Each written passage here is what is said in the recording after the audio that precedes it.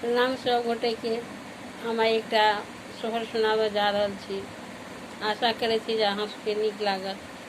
अगर नीक लागत तो लाइक कमेंट्स कर देबै, शेयर कर देबै। अंगना में ठाढ़ भेला वासुदेव की धनी सरजी करू रे। अंगना में ठाढ़ भेला वासुदेव की धनी से करू रे। ललना रे धनी भेली राजा के योग की के सब नहाए बरे। ललना रे धनी भेली राजा के योग की के सब नहाए बरे। हंसी हंसी देव की नहाए अपन गृह जाए बरे।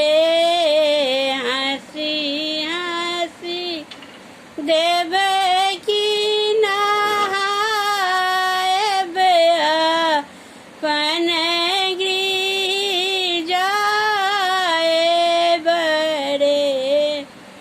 ललना रे करब में वासुदेव मिलान की जन्म सुफल बेल रे। ललना रे करब में वासुदेव मिलान की जन्म सुफल बेल रे। काचही बाँस कटाओल दे सजाओल रे। काचही बाँस कटाओल दे सजाओल रे। ललना रे चानन बन तेजी जाए बकी फल खाए बरे। ललना रे चानन बन तेजी जाए बकी फल खाए बरे। ललना रे बोलब में कोई लिखे शब्द की तोरो तरसाए बरे। ललना रे बोलब में कोई लिखे शब्द की तोरो तरसाए बरे।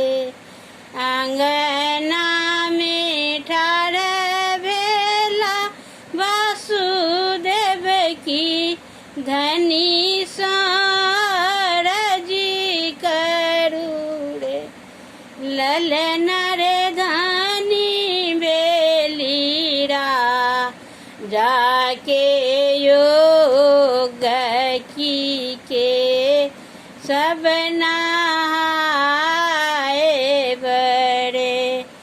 ललना रे धनी बेली जाके योग की के सब नहा